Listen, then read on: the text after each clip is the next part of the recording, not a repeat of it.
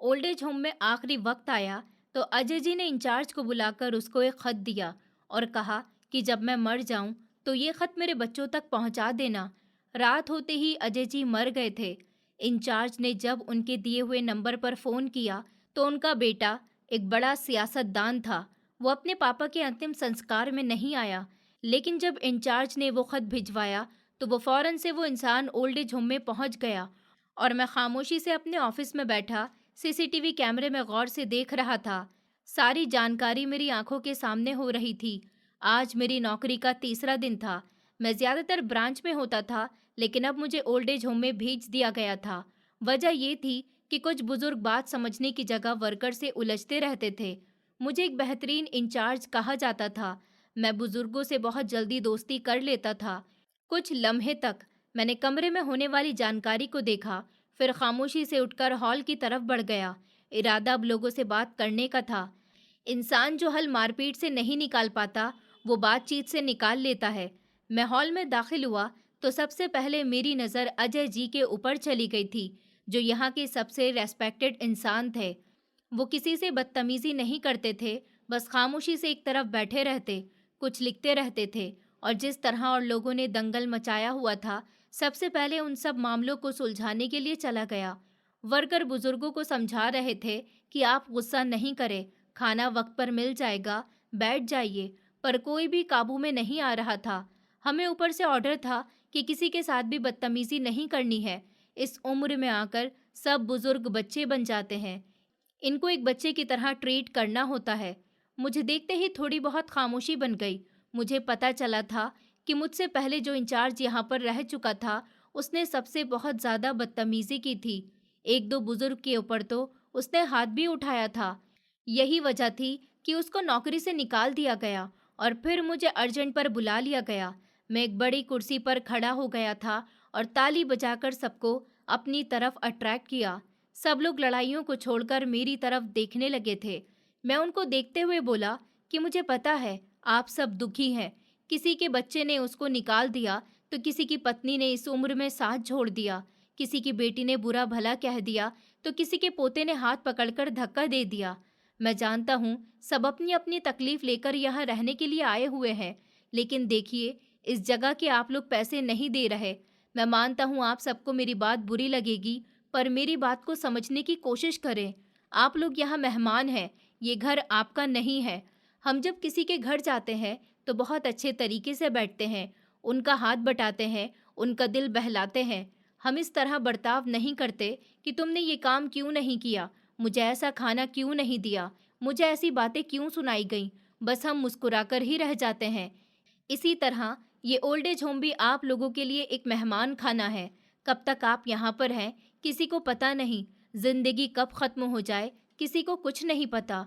और जिस उम्र में आप सब मौजूद हैं, इस उम्र में सिर्फ और सिर्फ हमें सब्र से और नरमी से रहने का सोचना चाहिए।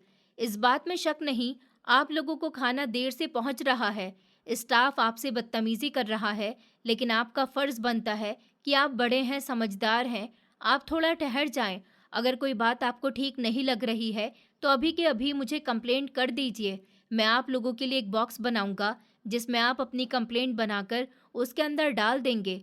अगर किसी को लिखना नहीं आता तो सिर्फ अपना नाम लिखकर उस बॉक्स में डाल देंगे, और अगर नाम लिखना भी नहीं आता तो अपना अंगूठा लगा देंगे।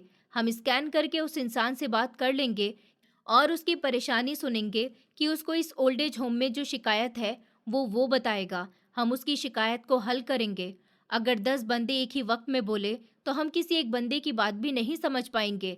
बेहतर है एक एक करके हमें अपनी शिकायत बताएं और हम पूरी कोशिश करेंगे कि आपकी शिकायत को दूर किया जाए। एक बात और मैं आप सबसे कहना चाहता हूँ, आपकी औलादे, आपके रिश्तेदार, आपके पड़ोसी या राहगीर अगर आपको यहाँ छोड़कर गए हैं तो उन्होंने हमें आपके लिए पैसा नहीं दिया। ये सरकार की तरफ से है या कुछ अच्छे लोगों का फंड है जिससे हम आप सबको पाल रहे हैं, आपकी दवाइयों का इंतज़ाम कर रहे हैं, आपके खाने का इंतज़ाम भी कर रहे हैं, बिजली, गैस, मेंटेनेंस, हर किसी का ख्याल रख रहे हैं ताकि आप लोगों को परेशानी ना हो। तो बस आपसे भी हम यही उम्मीद करते हैं कि आप हमारे साथ कॉम्प्रोमाइज़ करें। मेरी बात सुनकर काफ़ी बुजुर्ग अपनी जगह पर बैठ गए थे।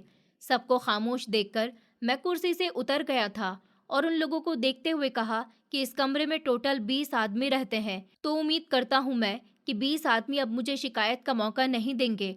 और हाँ, अगर मेरे स्टाफ ने आप लोगों के साथ बदतमीजी की है, तो मैं वादा करता हूँ आप लोगों का इलाज मैं खुद करूँगा। हो सका तो मैं आपको जॉब से भी निकाल दूंगा। मुझसे पहले जो इंचार्ज था, उसने 2 आदमी पर हाथ उठाया था, जिसके बदले उसको नौकरी से निकाल दिया गया।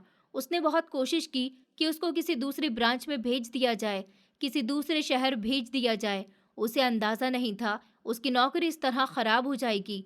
वो माफ़ी मांगने को तैयार था, पर हमने उसके साथ हमदर्दी नहीं की। वजह आप लोग हैं। अगर वो आप लोगों के साथ बदतमीज़ी करेगा, तो ये ओल्ड होम बनाने का मकसद फ़ेल हो जाएगा। मैं आप सबसे गुजारिश करता हूँ कि आप लोग हमारे साथ कोऑपरेट करें, ताकि हम भी आपके साथ अच्छा व्यवहार करके अपने लिए भलाई का काम कर सकें। मेरी बातें उन लोगों के दिलो दिमाग पर जाकर लगी थी। सबको खामोश देखकर मैंने शुक्र किया था और अपने साथी को देखते हुए कहा कि फौरन खाने का पता करो और उन सब के बेड पर खाना पहुंचाओ। आगे से खाने में देरी नहीं होनी चाहिए। बच्चा, बूढ़ा, जवान, हर इंसान को भूख लगती है और किसी से भी भूख बर्दाश्त नहीं होती। जिस उम्र में ये सब पहुंच गए हैं, उनकी सेहत का ख्याल रखना हमारा फर्ज है। जबकि मेरे स्टाफ मेंबर्स ने जी सर बोलकर फौरन ही अपने काम में लग गए थे। अब काफी बुजुर्ग आपस में बातें कर रहे थे। सबकी आवाजें दब गई थी। थोड़ी देर पहले जो यहाँ पर शोर शराबा मचा हुआ था, अब वो रुक गया था। मेरी नज़र दोबारा से अजय जी के ऊपर गई, जो बिल्कुल खामोशी से अभी किसी चीज़ को लिखने में बिजी थे। मैं कुछ कदम सोचकर कदम पर कदम चलकर उनके पास आया था। मैंने गौर किया तो वो कोई खत लिख रहे थे। मैं कुछ सोच समझकर उनके पास बैठ गया था। मुझे अपने पास बैठा देख उन्होंने फौरन खत बंद कर दिया था और मुझे देखते हुए बोले, तुम्हें कुछ चाहिए बेटा? मैंने कहा कि नहीं और उनका हाथ पकड़कर बोला कि आपका नाम अजय है? उन्होंने सर हाँ में हिलाया तो मैं मुस्कुराकर बोला कि बहुत अच्छा नाम है आपका। मैंने अपने बेटे का नाम भी अजय रखा है। अजय नाम के लोग बहुत बहादुर होते हैं। वो भी बहुत बहादुर है, उसे किसी चीज़ से डर नहीं लगता। अक्सर कहता है कि अगर किसी ने मेरे साथ बुरा किया तो मैं बदला ज़रूर लूँगा, पर मैं उसको अक्सर डांटता रहता हूँ कि बदला लेना इंसान की फितरत है, पर हम इस फितरत को बदल दें तो पूरी सोसाइटी बदल सकती है। अक्सर मेरी पत्नी मेरी बातों पर हंसती है, अपने बेटे को डांटती है और कहती है कि आपकी बातें मेरी समझ से बाहर हैं। अगर आप अभी से अपने बेटे को ये कहेंगे कि वो बदला नहीं ले, तो वो बड़ा होकर लोगों का मुकाबला भला कैसे करेगा? पर मैं कहता हूँ कि बदला लेना सिर्फ और सिर्फ खुद को तसल्ली देना है और अगले को नुकसान पहुंचाना। अगर आप भी किसी के साथ वही सब कुछ करेंगे, तो आप में और उसमें भला क्या फर्क रह जाएगा? मैं ठीक कहता हूँ ना? मेरी बात सुनकर उन्होंने सर हाँ में हिला दिया था। फिर ध्यान से बोले कि तुम्हारी पत्नी की बात भी बिल्कुल ठीक है। कभी भी औरत की बात को नज़रअंदाज नहीं करना चाहिए। ये मेरा अपना पर्सनल तजुर्बा है। तुम्हें पता है, मेरी पत्नी भी अक्सर एक बात कहती थी, कभी किसी के लिए इतना नहीं करें कि बाद में जब आपको उस इंसान से या उस चीज़ से वो फ़ायदा हासिल नहीं हो जो आप चाहते थे, तो आपको बहुत दुख होगा। और मैं हमेशा उसकी बात हंसकर टाल देता था कि तुम बेवकूफ़ हो, ऐसा कुछ नहीं होता। अगर आप किसी के साथ अच्छा करोगे तो बदले में आपको भी अच्छाई ही मिलेगी। पर मुझे अब एहसास हुआ, अगर आप किसी के साथ अच्छा करोगे तो आपको अच्छाई नहीं बल्कि सिर्फ तकलीफ मिलेगी और इस तकलीफ को हल करने वाला कोई नहीं होगा। बस आप अंदर ही अंदर इस तकलीफ को महसूस करके मर जाएंगे, पर कोई मदद के लिए नहीं आएगा। ये कहकर उन्होंने अपना सर झुका लिया था। उनको इतना उदास देखकर मैं लम्हे भर में समझ गया था कि वो अपने किसी औलाद के बारे में या किसी रिश्तेदार के बारे में पूछ रहे हैं। मुझे बिल्कुल पता नहीं था कि यहाँ पर उन्हें कौन छोड़ने आया है। मुझे आए हुए अभी सिर्फ यहाँ पर 3 दिन ही गुजरे थे। मैं कुछ कहता इससे पहले ही वो मेरा हाथ पकड़कर बोले कि मैं जब इस दुनिया से विदा हो जाऊं तो मेरे बच्चों को मेरे अंतिम संस्कार में ज़रूर बुलाना। अगर कोई नहीं आए तो मेरे शव को तुम आग लगा देना। मेरे अंतिम संस्कार में एक बेटे की तरह शामिल होना, सारे काम पूरे करना। उनकी बात सुनकर मैं फौरन से बोला था, अरे ऊपर वाला न करे कि आपको कुछ हो। भगवान आपका साया हम सब पर ऐसी बनाए रखे और आपको लंबी उम्र भी दे। जबकि वो सर हिलाकर बोले कि नहीं बेटा, ये मत कहो, बस ये प्रार्थना करो कि जब मेरा दम निकल रहा हो तो मुझे आसानी हो जाए और ऊपर वाला मुझे मरने के बाद माफ़ कर दे। मेरे गुनाहों को भी माफ़ कर दे। मेरे लिए तुम ऐसा करोगे, वो काफ़ी उदास लग रहे थे, इसलिए मैंने सर हाँ में हिलाया था। बल्कि सर हाँ में हिलाकर बोला कि अगर कोई नहीं आया, तो मैं तब भी आपके अंतिम संस्कार में सबसे आगे-आगे हूँगा। आप मेरे पापा के जैसे हैं और अगर मैं मर जाऊँ, तो आप भी मेरे अंतिम संस्कार में सबसे आगे-आगे होना। मेरी बात सुनकर उन्होंने एकदम मेरे होठों पर अपना हाथ रख दिया था और सर ना में हिलाकर बोले कि ऐसा नहीं कहते बेटा, अभी तुम जवान हो, तुम्हारी उम्र ही क्या है, तुम खुलकर जियो और मैं तुम्हारे लिए प्रार्थना करूंगा कि जिस तरह तुम सबकी खिदमत कर रहे हो, आगे जाकर तुम्हारी औलाद भी तुम्हारे लिए इसी तरह करे, तुम्हें एक भली औलाद मिले। मैं उनको देखकर एकदम से बोला कि आप मुझे जानते हैं, मुझे आए हुए यहाँ सिर्फ 3 दिन ही तो गुजरे हैं। मेरी बात सुनकर वो मुस्कुराए थे और मेरे सर पर हाथ रखते हुए बोले, अगर इंसान का दिल अच्छा हो तो उसका पता खुद ब खुद चल जाता है। जिस तरह तुमने सबको खामोश करवाया, जिस तरह तुमने किसी को उम्मीद नहीं दिलाई, जिस तरह तुमने झूठे वादे नहीं किए, मुझे ये बात तुम्हारी बहुत ज़्यादा पसंद आई है। एक अच्छा इंसान कभी भी झूठ नहीं कहता। आप किसी भी हालत में हो, अगर आप सच कहते हो, तो आप जैसे इंसान पूरी दुनिया में नहीं है। झूठ बोलकर कुछ लम्हे की खुशी आप सामने वाले को दे सकते हो, पर एक सच बोलकर आप उसको ज़िंदगी भर रुस्वा होने से बचा सकते हो। मैं अपनी ज़िंदगी गुजार चुका हूँ, मुझे काफ़ी तजुर्बा है। तुम्हें देखकर ही पता चल रहा है कि तुम एक बहुत अच्छे इंसान हो। हाँ, बस इतना ज़रूर कहूँगा कि कभी किसी के लिए इतना मत करना कि बाद में तुम्हें पछतावा हो और तुम अंदर ही अंदर टूट जाओ। मेरी बात समझ रहे हो? उनकी बातें मेरे दिमाग में नहीं बैठी थी, पर फिर भी मैंने हाँ में सर हिला दिया था।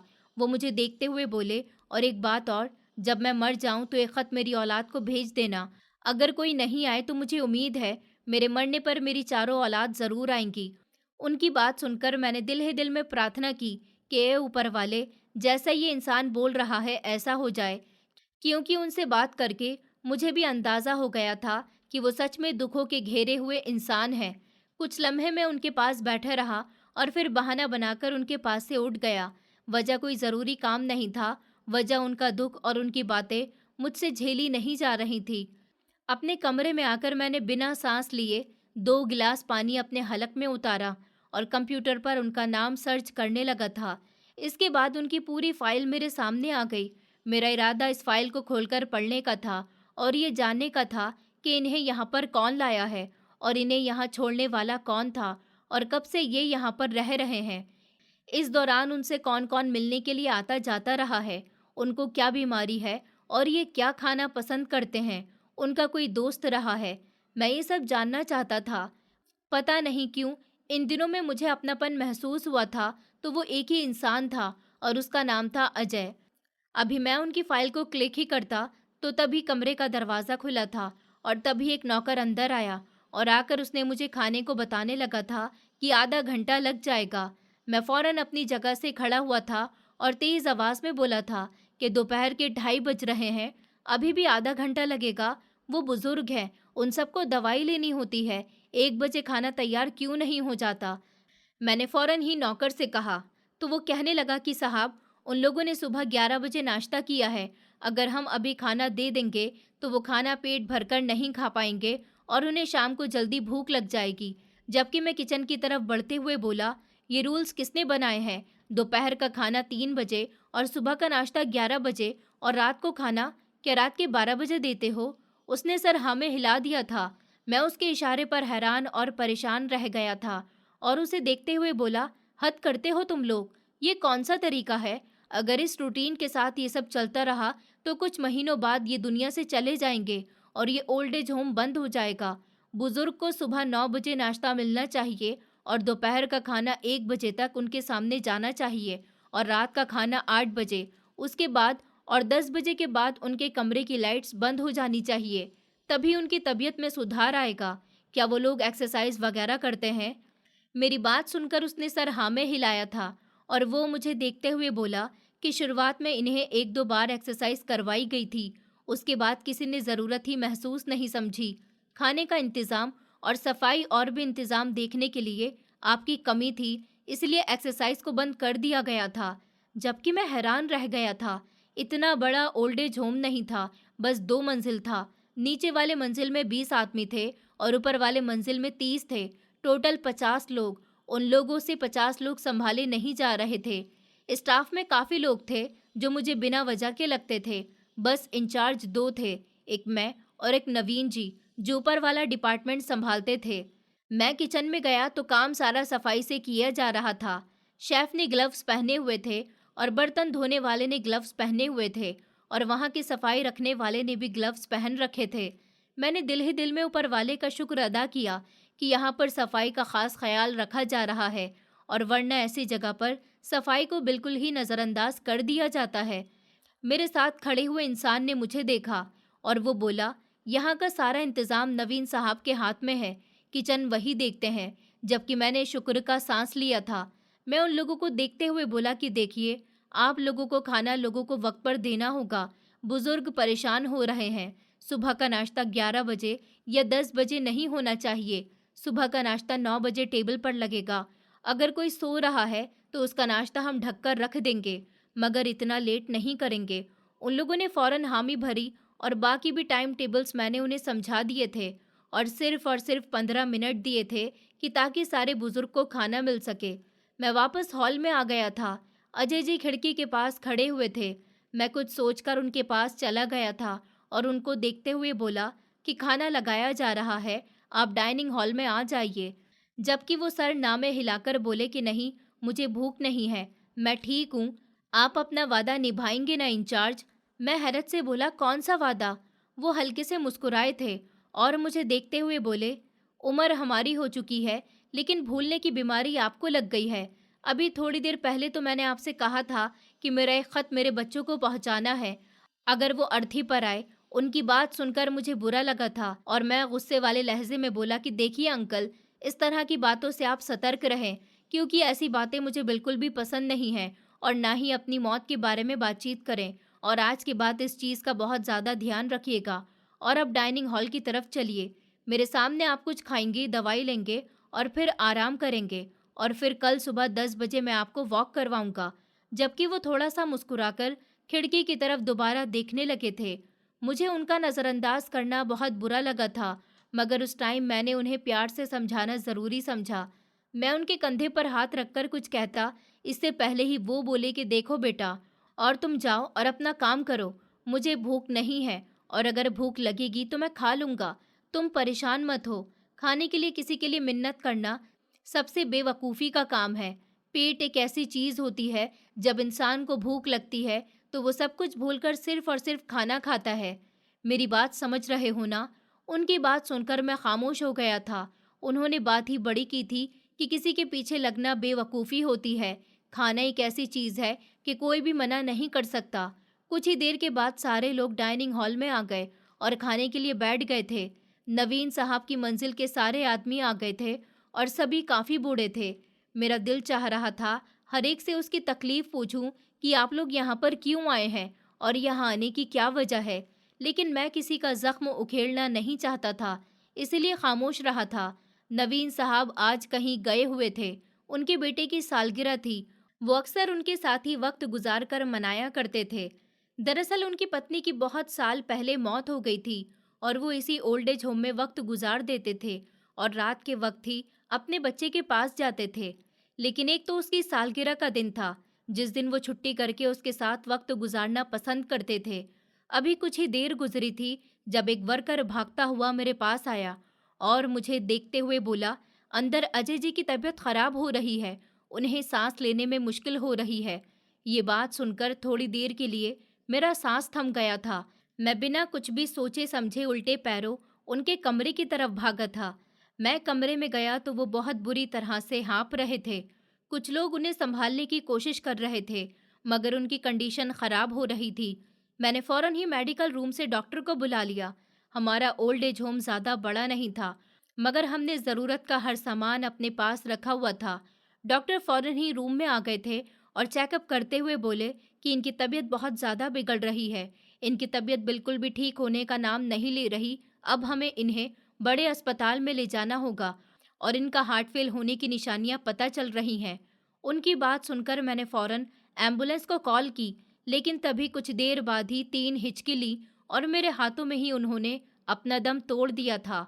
डॉक्टर साहब फौरन आगे बढ़े थे और उनकी नब्ज देखते हुए बोले कि इंचार्ज, ये अब इस दुनिया में नहीं रहे, माफ करिएगा, ये दुनिया छोड़कर चले गए हैं। ये शब्द नहीं एक खंजर की तरह थे जो मेरे दिल में चुभाए गए थे। मैं हैरान नजरों से डॉक्टर को देख रहा था। वो कुछ कहते इससे पहले ही मैं फौरन बोला, हम इन्हें डॉक्टर के पास लेकर चलते हैं ताकि पता चल सके कि इन्हें कोई और बीमारी हुई है। ये मर नहीं सकते, इनकी अभी इतनी उम्र भी नहीं है। जबकि वो बोले कि नहीं, ये इस दुनिया में नहीं है। मैं एकदम से बोला कि आप एक नॉर्मल डॉक्टर हैं, आप किसी की मौत का ऐसे अनाउंसमेंट नहीं कर सकते। मैं इन्हें अस्पताल लेकर जाऊंगा। जबकि वो बोले कि एक नॉर्मल डॉक्टर भी इंसान की मौत के बारे में बता सकता है और ये इस दुनिया में नहीं रहे। आप हिम्मत करें। ये कहकर वो अब एम्बुलेंस को मना करने लग गए और उनके अंतिम संस्कार का इंतजाम हो गया था। ये कहकर वो अब एम्बुलेंस को मना करने लग गए और उनकी अर्थी का इंतजाम हो गया था। जबकि मैं वहीं उनकी बिस्तर पर बैठ गया था और बार बार अपना सर नामे हिलाते हुए बोलता चला जा रहा था कि नहीं, ये हमें छोड़कर नहीं जा सकते। डॉक्टर साहब को कोई गलत फहमी हुई है। अभी थोड़ी देर पहले ही तो मैं उनसे बात करके गया हूँ। ये ऐसे कैसे एकदम से इस दुनिया से जा सकते हैं? मेरे साथ खड़ा हुआ इंसान मेरे कंधे पर हाथ रखकर बोला कि हिम्मत रखिए, क्या हो गया है आपको? जबकि मैं नामे सर हिलाकर बोला कि नहीं, ये नहीं जा सकते, ये तो बिल्कुल ठीक ठाक है। मगर मेरे साथ में खड़ा हुआ एक नौकर मुझे देखते हुए बोला कि आज की दुनिया में इंसान इसी तरह ही दुनिया से चला जाता है और इन्होंने तो अपनी एक उम्र गुजार दी है। फिर आप इतना ज़्यादा इमोशनल क्यों हो रहे हैं? कि आपका उनके साथ कोई रिश्ता था? मैंने सर नामे हिला दिया और उसे देखते हुए बोला कि मेरा इनसे कोई रिश्ता तो नहीं था, मगर ये नहीं मर सकते। ये बिल्कुल ठीक थे, मुझसे बात कर रहे थे। इन्होंने कहा था कि मेरे मरने के बाद मेरा खत मेरे बच्चों को पहुंचा देना, मेरी अर्थी में मेरे चारों बच्चों को बुलाना। ये कहते ही मैं बिल्कुल खामोश हो गया था। इसका मतलब था कि उन्हें पहले ही पता चल चुका था कि वो नहीं बच पाएंगे। उन्हें एहसास हो चुका था। तभी वो बार बार मुझसे एक ही बात कह रहे थे। मैं अपना सर थाम कर वहीं पर बैठ गया था। मेरी आंखों से खुद ब खुद आंसू बहना शुरू हो गए थे। दिल इतना भारी हो रहा था कि मैं अपना दर्द किसी को समझाने के लायक नहीं था। नवीन साहब ने यहाँ के मालिक को फ़ोन कर दिया था। अगर किसी इंसान की मौत हो जाती है तो उसकी अर्थी में बहुत से लोग हिस्सा करने के लिए शामिल होते हैं। ओल्ड एज होम सिर्फ नाम का ओल्ड एज होम होता है। यहाँ पर रहने वाले हर इंसान को अपना करीबी समझा जाता है। काफ़ी देर तक मैं वहीं पर बैठा रहा था, उनके बारे में सोचता रहा था और फिर हिम्मत करके अपने कमरे में दाखिल हुआ था। फौरन ही मैंने एक नौकर को बुलाया था और ऑर्डर दिया था उनके बच्चों को इस बात की खबर पहुंचाई जाए ताकि वो लोग आकर उनकी अर्थी का इंतज़ाम कर सके और उन लोगों को ये बताना है कि उनसे 1 रुपया नहीं लिया जाएगा। इन सब चीज़ का पैसा मैं अपनी जेब से खर्च करूंगा और ओल्ड एज होम के मालिक भी इस बार पैसे नहीं देंगे। मेरी बात सुनकर नौकर ने सर हाँ में हिला दिया था और मेरे सामने फ़ोन से कॉल करने लगा। कुछ ही देर बाद ही एक आदमी ने कॉल उठाई और फ़ोन स्पीकर पर था। मैंने नौकर से पहले उनसे उनका नाम पूछा और फिर अजय जी की मौत की खबर दे दी थी। जबकि कुछ देर दोनों तरफ खामोशी छाई रही थी और फिर वो बोला कि आज मैं नहीं पहुंच पाऊंगा, आप लोग कब तक अर्थी उठाएंगे? नौकर बोला कि कुछ देर के बाद, क्योंकि हम ज्यादा देर तक किसी को नहीं रखते, जितना जल्दी हो सके उसे मुक्ति दे देते हैं। वो आदमी उसकी बात सुनकर बोला कि मैं माफी चाहता हूँ, फिर मैं नहीं आ सकता। आप मेरे दूसरे भाई को फोन कर लें, नंबर आपके पास होगा, हम चारों भाइयों का। ये कहकर उसने फोन बंद कर दिया था। जबकि मैं हैरत भरी निगाहों से फोन को देख रहा था। ऐसा नहीं था कि मैंने ऐसा मामला पहली बार देखा था, अक्सर ऐसे ही होता था। ओल्ड एज होम में रहने वाले इसी तरह तकलीफों का सामना इस जगह पर कर रहे होते थे और जब वो मर जाते हैं इसके बाद भी उनके घर वाले उनकी मौत में शामिल नहीं होते। मैंने फिलहाल नौकर को दूसरे बेटे को कॉल करने का बोला था। कुछ देर के बाद एक मर्दाना आवाज आई थी कि जी बोलिए, क्या हुआ है? मैंने पहले भी कहा था कि आप लोगों का जो भी मसला होता है बड़े भाई को फ़ोन किया करें। आप क्यों फ़ोन कर रहे हैं? बिना बात के परेशान करते रहते हैं। वैसे भी उनकी बात पूरी होने से पहले नौकर बोला, आपको परेशान करने वाला अब इस दुनिया में नहीं रहा है। थोड़ी देर के बाद उनकी अर्थी को लेकर जाया जाएगा। आप आ जाना। आपके बड़े भाई ने कहा है कि वो बहुत बिजी हैं। कुछ देर तक इस तरफ भी खामोशी रही थी और फिर वो बोला कि मैं भी माफ़ी चाहता हूँ, मैं भी नहीं आ सकता। मेरी भी आज बहुत ज़्यादा ज़रूरी मीटिंग है। अगर भाई के पास टाइम नहीं है, तो मेरे पास भी टाइम नहीं है। बिना बात के परेशान करने के लिए आप लोग फ़ोन करते हैं। अच्छा हुआ कि वो इस दुनिया में नहीं रहे। अब हर दिवाली पर परेशान होकर हमें वहाँ नहीं आना पड़ेगा। ये कहते ही कॉल काट दी गई थी, जबकि मैं हैरान नज़रों से सामने खड़े हुए इंसान को देखे जा रहा था। वो सर नामे हिलाकर बोला कि आज का दौर ऐसा ही है। इनकी 2 बेटियां हैं, मैं उन्हें फ़ोन करके देख लेता हूँ। क्या पता वो आ जाएं। मेरे सामने ही उसने अजय जी की दोनों बेटियों को फ़ोन लगाया था, मगर दोनों का ही एक ही जवाब आया कि हमारे पति नहीं लाएंगे, हम बहुत बिजी हैं, बच्चों का आज पेपर है। जबकि मैं ऐसा हो गया था कि काटो तो लहू नहीं। क्या कोई इतना भी जालिम हो सकता है कि एक बाप का दुख समझ ही नहीं पाता? यहाँ तो चारों के चारों एक जैसे थे। कुछ देर के बाद नवीन साहब भी आ गए थे और मौत हुई थी कोई मामूली बात नहीं थी। उन्होंने अपने बेटे का दिन भी नहीं मनाया था। न जाने मुझे क्यों बहुत ज्यादा रोना आ रहा था। वो मुझे गले लगाते हुए बोले, कुछ लोग ऐसे होते हैं जिससे बहुत कम टाइम में आपको अपनापन हो जाता है। अजय जी भी उन लोगों में से एक थे। लेकिन अब ये बताओ करना क्या है? उनकी कोई औलाद आ रही है? मैंने सर नामे हिलाया था और उनको देखते हुए बोला कि एक बेटे की हैसियत से मैं उनके अंतिम संस्कार का सारा खर्चा खुद करूंगा। आप बस इंतजाम करें। उन्होंने सर हाँ में हिला दिया था। वो बाहर चले गए थे। वक्त की रफ्तार न कभी थम सकी है और ना ही कभी थम पाएगी। रूल्स के मुताबिक उनकी अर्थी का इंतजाम ओल्ड एज होम के मालिक करना चाहते थे और सब लोग आ भी गए थे, मगर मैंने सबको मना कर दिया था। मैंने कहा था कि मैं सारा खर्चा करूंगा, तो मैं अपनी जेब से सब पैसे निकालकर उन्हें दे दिए थे। हर चीज़ के पैसे मैंने उन्हें दिए ताकि कोई गम मुझे नहीं रहे। उनके लिए मैंने ऊपर वाले से प्रार्थना की थी कि जिस टाइम उन्हें जलाया जा रहा था, पता नहीं ऐसा क्यों लग रहा था जैसे कोई मेरा अपना मुझसे दूर जा रहा है, जबकि मुझसे उनका कोई दिल का रिश्ता भी नहीं था। लेकिन एक अजीब सा एहसास मुझ पर आ गया था। सिर्फ 3 दिन मुझे यहाँ पर आए हुए थे और जो रिश्ता मेरा उनके साथ था, मैं किसी को भी अपनी तकलीफ बता नहीं पा रहा था। टाइम धीरे धीरे गुजरता चला जा रहा था और उनकी मौत को पूरा 1 हफ्ता बीत गया था। मुझे इंतजार था कि उनकी औलाद तो ज़रूर आएगी। कोई तो ऐसा होगा कि उनके मरने के बाद उनका पूछने के लिए आएगा, उनका सामान लेने के लिए आएगा। लेकिन उनका कोई भी बच्चा नहीं आया था। मुझे तो बेटियों पर भी हैरत हो रही थी।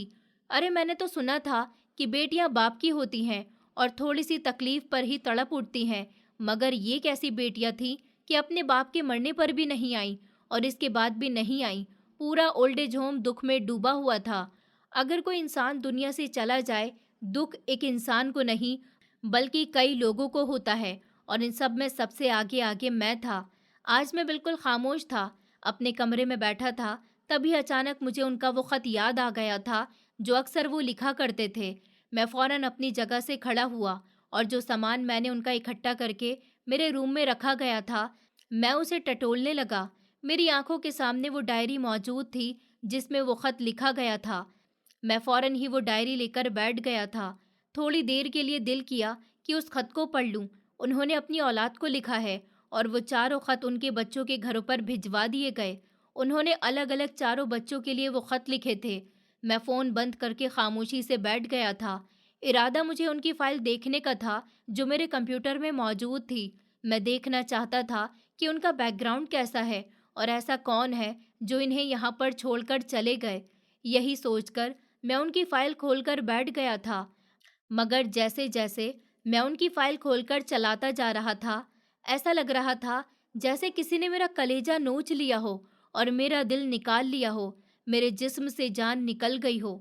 मैं फौरन अपनी जगह से खड़ा हुआ था और सर नामे हिलाते हुए बोला कि नहीं, ऐसा नहीं हो सकता। सच कह रहे हैं, ऐसा कैसे मुमकिन हो सकता है? मैं वहीं अपना सर पकड़ चुका था। मैं बार बार एक ही बात पर मना करे जा रहा था, लेकिन मुझे क्या पता था ये हकीकत मेरे सामने इस तरह आ जाएगी। पूरा दिन बहुत अजीब गुजरा था। मैंने किसी से बात नहीं की थी। घर जाकर भी मैं बस खामोशी से सो गया था। मुझे बस इंतज़ार उस इंसान का था कि अभी भी वो जालिम लोग नहीं आए थे। मगर कहते हैं ना कि जब आईना सामने लगता है तो लोग अपनी सच्चाई को समझ जाते हैं। सुबह मैं 7 बजे रोज की तरह अंदर गया तो चौकीदार बोला, अजय जी के चारों बच्चे अपने केबिन में बैठे हुए हैं। उन्होंने आपसे उनकी अस्थियां और उनका सामान वगैरह मांगा है, मगर हमने मना कर दिया। इंचार्ज सबकी मर्जी के बगैर आप लोगों को कुछ भी नहीं इंचार्ज साहब की मर्जी के बगैर आप लोगों को कुछ भी नहीं दिया जाएगा। मैंने सर हाँ में हिला दिया था और शुक्रिया कहकर अंदर आ गया था। चारों लोग खड़े हो गए थे। बच्चे काफी बड़ी उम्र के थे, लेकिन काफी खूबसूरत लग रहे थे। उनके कपड़ों से ही पता चल रहा था दोनों अमीर हैं। दोनों अमीर खानदान में शादी होकर गई थी। मुझे देखते ही वो चारों मेरे सामने हाथ जोड़ने लगे, जबकि मैं उन्हें देखते हुए कहने लगा कि खुद क्यों यहाँ पर आए हो, यहाँ पर अब क्या रखा है।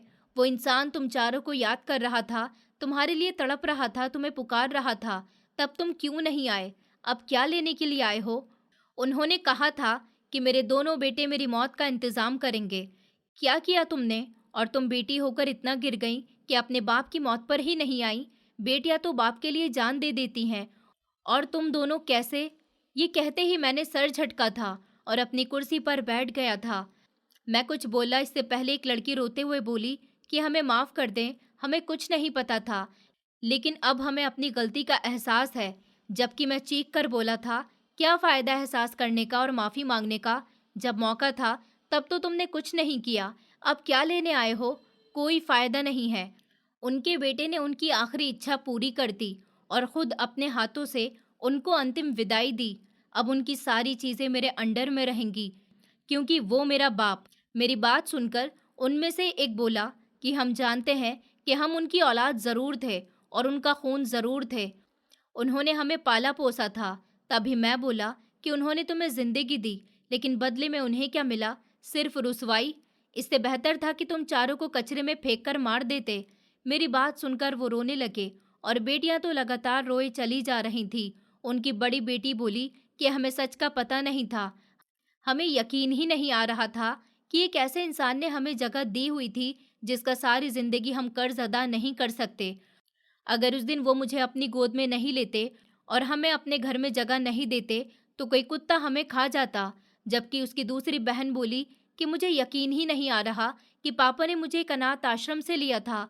अगर वो मुझे अपनी गोद नहीं लेते तो पता नहीं मैं कहाँ होती। जबकि उनके बेटे भी बोले कि हम उनका कर्जा अदा नहीं कर सकते। अगर वो हमें भी अनाथ आश्रम से अडॉप्ट नहीं करते तो हम भी तबाह और बर्बाद हो जाते। हमारे रहने की भी कोई जगह नहीं होती, हम इधर उधर फिर रहे होते। हमें अपने घर पर रखा, पढ़ाया लिखाया, हमें अपने घर में बिठाया जैसे एक पापा करते हैं। जबकि मैं हैरत से बोला था, मुझे भी कल समझ आया कि उनके मरने पर मुझे इतनी ज़्यादा तकलीफ क्यों हो रही थी, मैं इतना क्यों रो रहा था और अंदर से मेरा दिल इतना क्यों तड़प रहा था। क्योंकि वो मेरे सगे बाप थे और उन्होंने मुझे तुम चारों की वजह से मुझे अपने दोस्त को दे दिया था। क्योंकि अगर मैं उनके घर पर रह रहा होता तो वो औलाद में फ़र्क करेंगे, अपने खून को ज़्यादा ध्यान देंगे और तुम चारों की तरफ ध्यान नहीं दे पाएंगे। इसी वजह से उन्होंने मुझे अपने दोस्त को दे दिया था। और बदले में उन्हें क्या मिला? ये ओल्ड एज होम, ये उनका सगा बेटा चला रहा है। मुझे अब समझ आया एक इंसान की बात मेरे सामने बार बार क्यों आती थी। अजय जी यानी पापा मुझे अपने पास बुलाना चाहते थे, और जब मैं उनके पास चला, उनसे बातें की, उनका दिल बहलाया। उन्होंने अपनी जिम्मेदारी मुझे सौंप दी और खुद चले गए। ये कहाँ का इंसाफ है? काश मैं उसी दिन उनकी फाइल पढ़ लेता और उनकी ज़िंदगी का ये सच मुझे मालूम हो जाता। ये कहते ही मैं रोने लगा था, जबकि वो दोनों लड़कियां मेरे करीब आ गईं और मेरे कंधे पर हाथ रखकर बोली कि हमें माफ़ कर दो, हमारी वजह से तुम्हारा हक छीना गया, लेकिन हम वादा करते हैं कि पापा की ज़िंदगी में तो हमारा कोई किरदार नहीं रहा, लेकिन तुम्हें हम अपना समझेंगे, हमारे बाप की आखिरी निशानी हो। मैंने फ़ौरन उनका हाथ झटक दिया था और गुस्से से बोला था कि कोई फ़ायदा नहीं है, क्या करूं मैं तुम लोगों का? तुम लोगों ने मेरे पापा को सहारा ही नहीं दिया, तो मुझे क्या ही दोगे? और मुझे किसी के सहारे की ज़रूरत नहीं है। अब जाओ यहाँ से।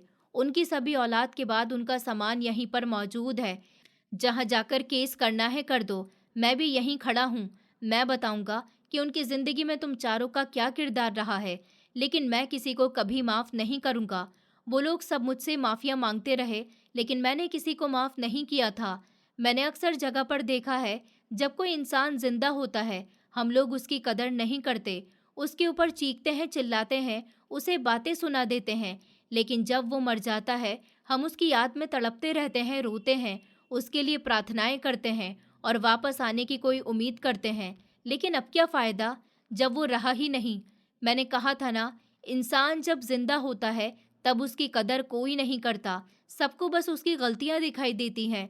लेकिन जब वो चला जाता है तो वही लोग उसके नाम के दिए जलाने लगते हैं, वही तस्वीरों के सामने फूल रखकर कहते हैं कि बहुत ही अच्छे इंसान थे, मगर जब वो जिंदा था तब किसी ने उसका हाल तक नहीं पूछा। अजय जी की मौत ने मुझे ये सिखा दिया कि रिश्ता खून से नहीं दिल से बनता है। 3 दिन का साथ था, मगर उन 3 दिनों में जो अपनापन उन्होंने मुझे दिया वो शायद मुझे पूरी जिंदगी में किसी ने नहीं दिया था। जब भी मैं उनसे बात करता था ऐसा लगता था कि जैसे कोई अपना मुझसे बात कर रहा है। उनके शब्दों में एक सुकून था, उनके चेहरे पर एक अजीब सी शांति थी, जैसे दुनिया की हर तकलीफ उन्होंने मुस्कुराकर झेल ली हो। और अब जब मुझे ये पता चल गया कि वो मेरे ही अपने थे, मेरे सगे पिता थे, तो अब ऐसा लगा जैसे मेरी आत्मा में से एक टुकड़ा मुझसे छीन लिया गया हो।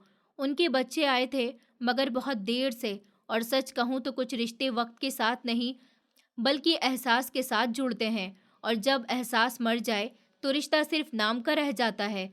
उन्होंने मुझे अपने दोस्त को इसीलिए दे दिया था ताकि मैं एक अच्छा इंसान बन जाऊं, ताकि वो चारों अनाथ बच्चे जिन्हें उन्होंने अपनाया था खुद को किसी का कह सकें। उन्होंने खुद अपनी खुशी कुर्बान कर दी ताकि किसी और के चेहरे पर मुस्कान आ सके। और बदले में उन्हें क्या मिला? ये ओल्ड एज होम, ये तन्हाई, और एक ऐसी मौत जिसमें कोई अपना भी नहीं था, जो आखिरी सांस तक अपने बच्चों का नाम लेता रहा। लेकिन उनके बच्चे कभी नहीं आए। उन्होंने उन्हें खोया नहीं, मैंने खुद को खो दिया था। उस दिन जब उनकी अर्थी को जाते हुए देखा और उनके बच्चों की आवाज़ सुनी कि हम बहुत बिजी हैं, हमें नहीं आना। कितना आसान होता है ना किसी का दिल तोड़ देना, जब इंसान के पास वक्त तो होता है मगर इरादा नहीं होता। इंसान के पास बातें करने की ताकत होती है, मगर मोहब्बत जताने का हौसला नहीं होता। जब जिंदा थे तब कोई बात नहीं करता था, और अब मर गए तो सब रो रहे हैं, सोशल मीडिया पर स्टेटस डाल रहे हैं, श्रद्धांजलि लिख रहे हैं। मगर उस दिन जब वो सांस ले रहे थे तब किसी ने हाथ पकड़कर ये नहीं कहा कि पापा, हम आपके साथ हैं। मैंने तय किया कि अब किसी से उम्मीद नहीं रखूंगा। मैं उनके नाम से एक ट्रस्ट बनाऊंगा, अजय सेवा गृह, जहां कोई भी बाप, कोई भी माँ, कोई भी बूढ़ा इंसान अकेला महसूस ना करे। जहां कोई बेटा ना हो तो कोई राघव जैसा बेटा उनका बन जाए। जहाँ कोई बेटी ना आए तो कोई पराया ही उसे माँ कह दे।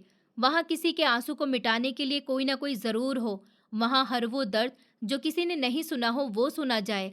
मैं अब उसी रास्ते पर चल पड़ा हूँ जो उन्होंने छोड़ा था। मैं अब वही काम करूँगा जो उन्होंने अधूरा छोड़ा था, ताकि उनका नाम सिर्फ दीवारों पर नहीं बल्कि दिलों में भी जिंदा रहे। क्योंकि मैंने समझ लिया है, रिश्ते खून से नहीं दिल से बनते हैं। औलाद वो नहीं जो सिर्फ नाम रखे, औलाद वो है जो बाप के मरने के बाद भी उसका सपना जिंदा रखे, जो उसके नाम को अपनी जिंदगी का मकसद बना ले, जो उसके ख्वाब को पूरा करे। मुझे अब किसी से नफरत नहीं रही, बस एक शिकायत है कि काश इंसान अपने अपनेपन को तब समझ पाता जब सामने वाला सांस ले रहा होता, न कि जब वो सिर्फ तस्वीर में रह जाए। लोग तब रोते हैं जब कोई चला जाता है, मगर जो जिंदा है उसे रुलाते हैं, उसके दिल को तोड़ते हैं, उसके जज्बातों को कुचलते हैं। और जब वो चला जाता है तो वही लोग कहते हैं कि वो बहुत याद आएगा। ये कैसी मोहब्बत है जो सिर्फ मौत के बाद जागती है? मैं आज भी जब ओल्ड एज होम के उस कमरे से गुजरता हूँ तो मुझे उनकी खुशबू महसूस होती है। उनकी आवाज़ मेरे कानों में गूंजती है कि बेटा, तुम खुश रहना। मैंने खुद से वादा किया कि मैं सिर्फ खुश नहीं रहूँगा, मैं उनका नाम जिंदा रखूँगा। मैं उस हर इंसान की आवाज़ बनूंगा जिसे दुनिया ने बुजुर्ग कहकर खामोश कर दिया है। क्योंकि मेरे लिए वो बुजुर्ग नहीं, वो फरिश्ते हैं जो वक्त के हाथों घायल हो गए हैं। जिंदगी ने मुझे बहुत कुछ सिखाया, मगर सबसे बड़ा सबक यही दिया कि मोहब्बत अगर जतानी है तो वक्त रहते जताओ। क्योंकि मौत कभी वक्त देखकर नहीं आती, और पछतावा कभी खत्म होकर नहीं जाता। आज भी जब मैं किसी बूढ़े इंसान की आंखों में अकेलापन देखता हूँ तो मुझे अपने पापा याद आ जाते हैं, जो आखिरी सांस तक अपने बच्चों का नाम लेते रहे थे। लेकिन फिर भी कोई नहीं आया।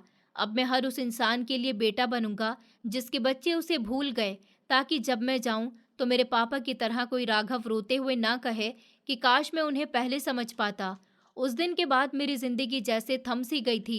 मेरे अंदर एक खामोशी उतर गई थी जो किसी चीख से भी ज्यादा गहरी थी।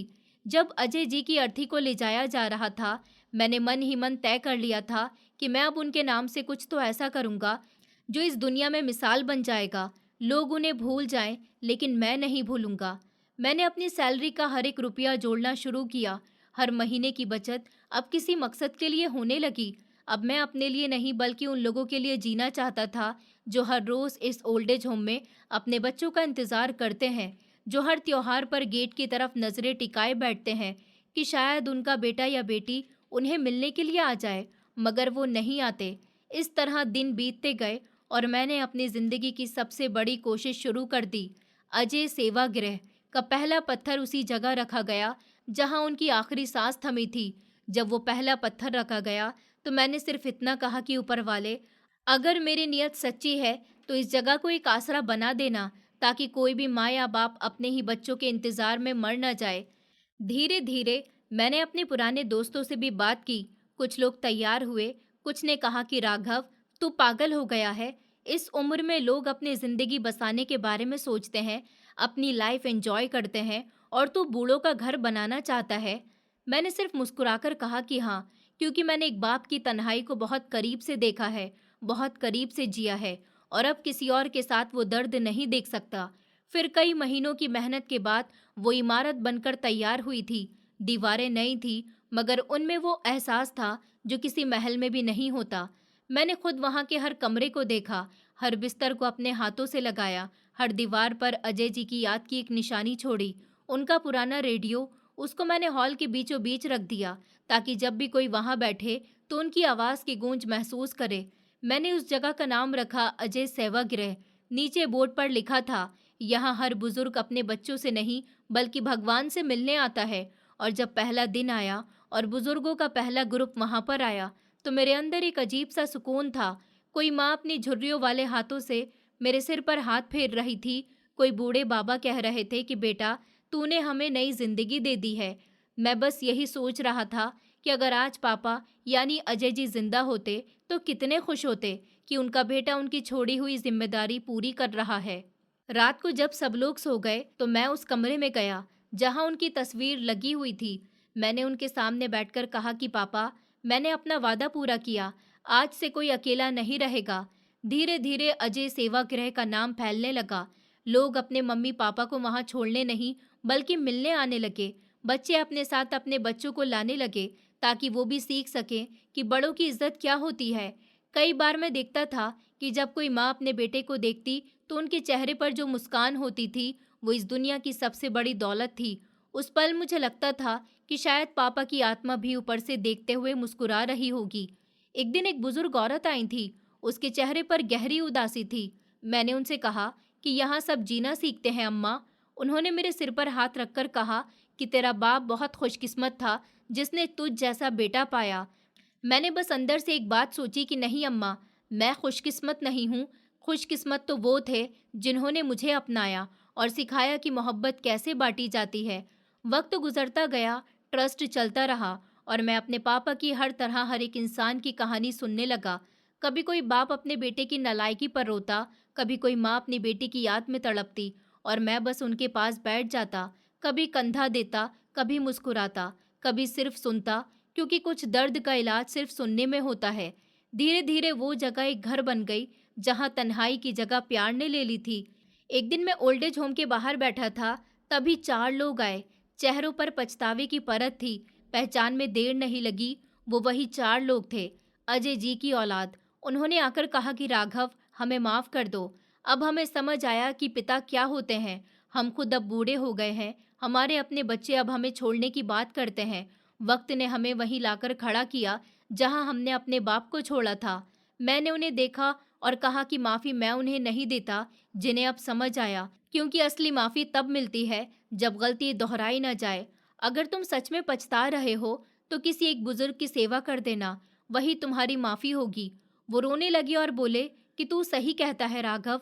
आज समझ आया कि जो बाप बच्चों के बिना मरता है, असल में वो नहीं मरता, बच्चों का दिल उकता जाता है। मैंने बस इतना कहा कि जिंदगी बहुत छोटी है, मोहब्बत जताने में देर मत करो, वरना पछतावा वक्त से लंबा हो जाता है। अब सालों के बाद अजय सेवागृह पूरे शहर की पहचान बन चुका है।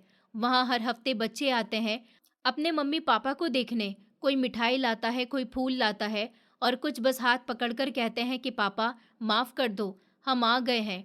आज जब मैं रात को वहाँ टहलता हूँ तो मुझे वो कमरा दिखता है जहाँ अजय जी पहली बार मिले थे और मैं मुस्कुराता हूँ कि पापा मैंने वादा निभाया। आज भी जब मैं उनकी तस्वीर के सामने बैठता हूँ तो कहता हूँ कि पापा आपने कहा था कि बेटा मेरे मरने के बाद मेरा खत बच्चों तक पहुँचा देना। मैंने तो सिर्फ खत नहीं पहुँचाया, मैंने वो प्यार पहुँचा दिया जो आप उन्हें देना चाहते थे। और अब मैं हर उस इंसान के लिए वही कह रहा हूँ और अब मैं हर उस इंसान के लिए वही कर रहा हूँ जो आप मेरे लिए करना चाहते थे। कभी-कभी रात को अकेले बैठता हूँ तो सोचता हूँ कि मोहब्बत जताने के लिए किसी खास मौके की ज़रूरत नहीं होती। बस एक दिल चाहिए जो सच्चा हो और एक वक्त चाहिए जो निकल जाने से पहले कुछ अच्छा कर जाए। मैंने ज़िंदगी से यही सीखा है कि वक्त सब कुछ सिखा देता है, बस एक शर्त है कि उसे सुनने की हिम्मत हो। मैंने देखा है कि लोग जब जवान होते हैं तो सोचते हैं कि उनके पास अभी बहुत वक्त है, पर असल में वक्त कभी किसी के पास नहीं होता, वो तो बस चलता रहता है और हम समझते रहते हैं कि कल कर लेंगे, कल कह देंगे, कल मिल लेंगे। पर ये सच है कि कई बार वो कल आता ही नहीं। इसीलिए मैंने सीखा कि जो कहना है आज कह दो, जो मिलना है आज मिल लो, जो हाथ थामना है आज थाम लो, क्योंकि वक्त जब पलटता है तो सिर्फ पछतावा ही छोड़ जाता है और पछतावे में कुछ नहीं रखा सिवाय उनकी याद और गिल्ट के। पर मैंने देखा है कि मोहब्बत जताने के लिए पैसों की ज़रूरत नहीं होती, बस एहसास चाहिए। मैंने अपने पापा को देखा था, जब वो हर शाम मेरे पास बैठकर ढेरों बातें करते, वही उनकी मोहब्बत थी, वो परवाह थी जो मैंने कभी महसूस नहीं की जब तक वो थे। जब वो चले गए तब समझ आया कि मोहब्बत दिखाने के लिए बड़े काम नहीं चाहिए, बस छोटे छोटे ख्याल ही काफ़ी होते हैं। इसलिए मैंने खुद से वादा किया कि अब कभी किसी को नज़रअंदाज नहीं करूँगा, क्योंकि हर इंसान के अंदर एक कहानी छिपी होती है और हम उसे तब तक नहीं समझते जब तक वो कहानी ख़त्म ना हो जाए। असल में रिश्ते बोलकर नहीं निभाए जाते, चुप रहकर निभाए जाते हैं। जब सामने वाला रोए तो बस साथ बैठ जाना, जब वो गुस्सा करे तो उसको ध्यान से सुन लेना, जब वो गलती करे तो उसे माफ़ कर देना, क्योंकि माफ़ करने वाला हमेशा जीतता है और बड़ा दिल रखने वाला होता है। मैंने अजय जी को देखा था, जब उनके अपने बेटों ने उन्हें घर से निकाल दिया, तब भी उन्होंने कहा था कि बेटा बुरा मत मानना, वो मेरे बच्चे हैं, वो जब समझेंगे तब लौटेंगे ज़रूर। और देखो, उन्होंने कभी उन्हें कोसा नहीं। शायद इसीलिए आज भी उनकी आत्मा चैन में है, क्योंकि उन्होंने नफरत नहीं की, वो प्यार करके गए। मैंने समझा कि जिंदगी का असली सुकून किसी महंगे घर या गाड़ी में नहीं होता। वो सुकून तो तब मिलता है जब किसी का दर्द कम कर दो, जब किसी की झुर्रियों भरी हथेलियों में सुकून भर दो, जब कोई माँ कहे कि बेटा तू आ गया ना, तो बस अब मुझे कुछ नहीं चाहिए। वो एहसास ही इंसान को अमीर बना देता है। मैंने अपने जीवन का हर पल इसी में लगा दिया कि किसी न किसी के चेहरे पर मुस्कान लाऊं। और जब मैं रात को अकेला बैठता हूं तो खुद से कहता हूं कि राघव, तू गरीब नहीं है, तूने तो वो दौलत पाई है जो पैसे से नहीं खरीदी जा सकती। लेकिन कभी कभी मैं सोचता हूँ कि लोग कहते हैं कि भगवान को देखा नहीं जा सकता, लेकिन मैं हर रोज उसे देखता हूँ। जब कोई बुजुर्ग बच्चे की तरह मुस्कुराता है, जब किसी माँ की आंखों में सुकून उतरता है, मुझे लगता है, और ये मेरा मानना भी है, कि ऊपर वाला हर एक इंसान के अंदर ही बसता है, बस हमें उसे पहचानना नहीं आता। और जब पहचान लेते हैं तो जिंदगी खुद एक सुकून में ढल जाती है। मैंने ये भी सीखा कि गलती हर किसी से होती है। जो अपने बड़ों को छोड़ देता है वो वक्त के साथ खुद भी अकेला रह जाता है, क्योंकि जिंदगी गोल चक्कर की तरह है, जैसा आप बोओगे वैसा ही आगे चलकर काटोगे भी। अगर आज अपने माँ बाप को छोड़ोगे तो कल तुम्हारा बच्चा भी तुम्हें अकेला छोड़ देगा। इसलिए मैं हमेशा कहता हूँ कि वक्त रहते रिश्तों को सींच लो, उन्हें एकजुट कर लो, क्योंकि वक्त की सूखी मिट्टी में बाद में मोहब्बत के बीज नहीं उगते। मैं ये भी कहता हूँ कि मोहब्बत जताने के लिए शब्द नहीं चाहिए होते, बस एक नज़र चाहिए होती है जो सच्ची हो, और एक दिल चाहिए जो कि हर दाग से साफ हो। कई लोग बोलते हैं कि वक्त नहीं है, पर सच ये है कि वक्त हम सबके पास बराबर है। बस फर्क इतना है कि कोई उसे किसी की मुस्कान में लगाता है तो कोई उसे अपनी शिकायतों में खो देता है।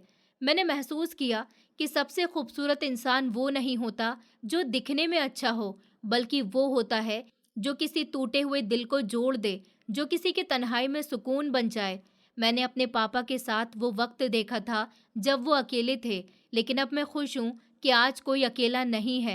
अजय सेवा गृह में हर दिल को साथी मिला है, हर आंख में अपनापन है और हर कमरे में वो सुकून है जो किसी मंदिर में भी शायद इतनी गहराई से ना मिले। अब जब मैं खुद बूढ़ा हो चला हूँ तो खुद से कहता हूँ कि राघव, तूने अपनी जिंदगी सही जी, क्योंकि तूने अपने पापा का नाम अमर किया। अब जब मैं मर जाऊंगा तो डर नहीं है, क्योंकि मुझे पता है कि मैंने किसी के चेहरे पर मुस्कान छोड़ी है और शायद वही मुस्कान मेरी बाद में प्रार्थना बन जाएगी। तो सुनो मेरे दोस्तों, अगर आपसे कोई पूछे कि जिंदगी क्या है, तो कहना जिंदगी वो है जब आप किसी के काम आ जाओ। जिंदगी वो है जब आप किसी का दर्द कम करो। जिंदगी वो है जब आपके जाने के बाद भी कोई आपका नाम लेकर मुस्कुरा दे। वही असली जीत है, वही सुकून है और वही इंसानियत है। कभी किसी की प्रार्थना को आप हल्के में मत लेना, क्योंकि जब किसी की प्रार्थनाएं साथ होती है ना, तो तन्हाई भी रोशनी बन जाती है और जब वही रूठ जाए तो भीड़ में भी इंसान अकेला रह जाता है। मेरा कहना है कि प्यार तब मुकम्मल होता है जब उसे जताने की वजह न हो, लेकिन फिर भी आप जताओ, क्योंकि रिश्ते बोलने से नहीं बल्कि महसूस करने से जिंदा रहते हैं। जैसे कि अब मेरा और पापा यानी अजय जी का रिश्ता। दोस्तों, उम्मीद करती हूँ आपको हमारी कहानी पसंद आई होगी। कहानी पसंद आई है तो वीडियो को लाइक करें, चैनल पर नए हैं तो चैनल को सब्सक्राइब करें और हाँ, नोटिफिकेशन बेल को ज़रूर दबाएं ताकि अगली अपडेट सबसे पहले आपको मिले।